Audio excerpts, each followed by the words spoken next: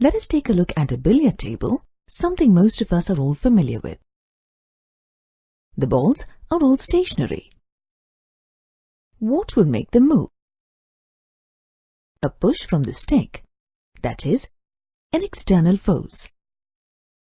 The important thing to note here is that without this push or an external force, the balls will remain at rest for an infinite duration. Thus, motion is a direct result of force. This relationship between force and motion was studied by Galileo and Newton. Galileo was the first to abstract from what he and everyone else saw. An object in a state of motion possesses an inertia that causes it to remain in that state of motion unless an external force acts on it. Sir Isaac Newton further studied Galileo's ideas on force and motion and presented three fundamental laws that govern the motion of objects. These three laws are known as Newton's laws of motion. In this lesson, you will learn about Newton's first law of motion and inertia. At the end of this lesson, you will be able to explain Newton's first law of motion, explain the concept of inertia, examine inertia based on object size.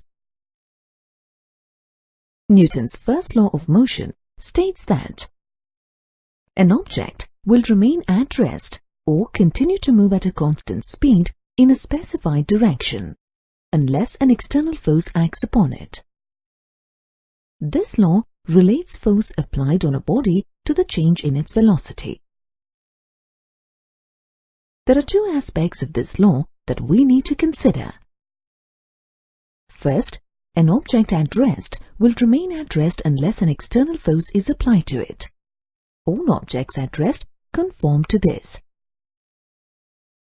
For example, on a golf course, a ball on a tee remains at rest until the golfer hits it. When the ball is hit, a force is applied setting the ball in motion. The second aspect relates to a moving object.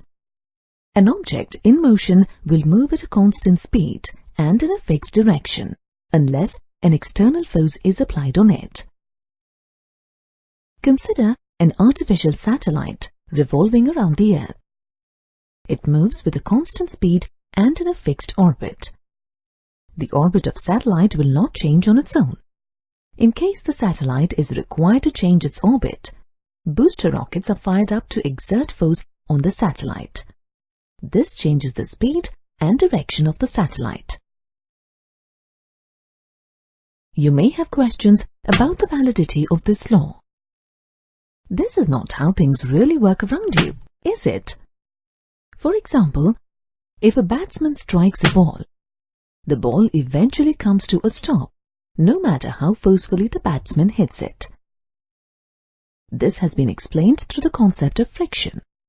Friction is a hidden force that arises between two surfaces in contact. This force acts in a direction opposite to the direction of the force trying to move an object. Friction is used in our daily lives to slow down and stop moving objects. To put it simply, the essence of the first law of motion is that all objects resist a change in their state of rest or of uniform motion. For example, when you try pushing a boulder at rest, it resists motion initially. However, if you exert enough force, the boulder starts rolling. Consider another situation where a truck is carrying an unfastened load. When brakes are applied suddenly, the truck stops, but the load moves forward and hits the back of the cabin. This is because the load tries to retain its state of motion. This tendency of undistributed objects to stay at rest or to keep moving at a constant velocity is called inertia. You can see this concept when you play a game of caroms. If a fast-moving striker hits a vertical stack of coins, sometimes only the bottommost coin in the stack is pushed out. The rest of the coins in the stack remain intact. The stack of the remaining coins comes down vertically, retaining the position of rest. This is because no force was applied directly on them. Now let's look at an object that retains its state of motion.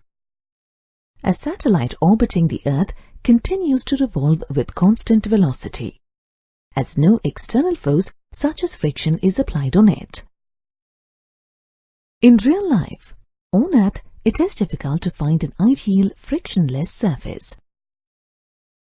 Let's analyze some more cases where we observe this law at work in our everyday life. Look at the standing passenger in this bus. The bus starts suddenly and the passenger is pushed back. This happens because the lower part of the passenger's body, which is in contact with the bus, begins to move with the bus. However, the upper part of the body tends to maintain its state of rest. As a result, the upper body tends to fall backwards and the passenger experiences a jerk.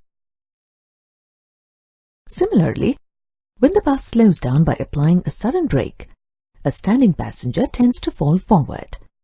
This is because, at this time, the lower part of the body, which is in contact with the bus, tends to stop while the upper part of the body resists the change and tries to maintain its state of motion.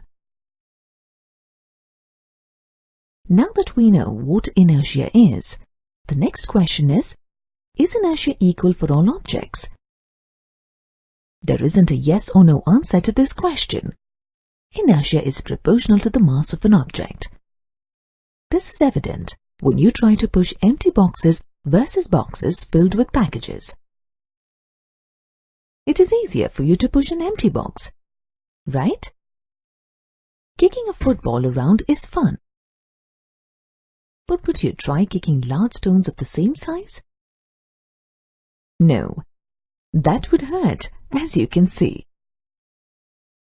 So, remember, the larger the mass of an object, the greater is the inertia. Based on this, if you compare a car and a train, and a plastic coin and a nickel coin, which of these would have more inertia? You would need to compare the mass of each set of objects. The mass of a train is more than the car, so the train will have more inertia.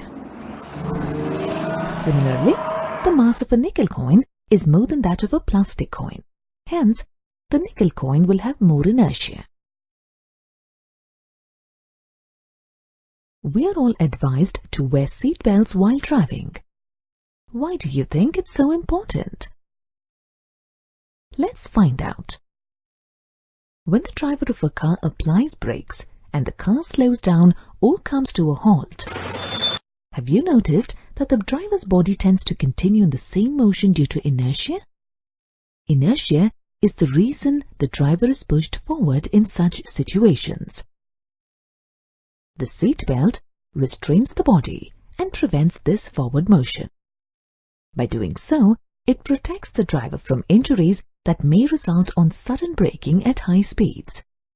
In absence of seat belts, applying sudden brakes may cause the driver to hit the steering wheel or front panels of the car violently, resulting in an injury. As the first law of motion explains the concept of inertia, it is also known as the law of inertia. This brings us to the end of the lesson on the first law of motion. In this lesson, you have learned about Newton's first law of motion, inertia, and the link between mass and inertia.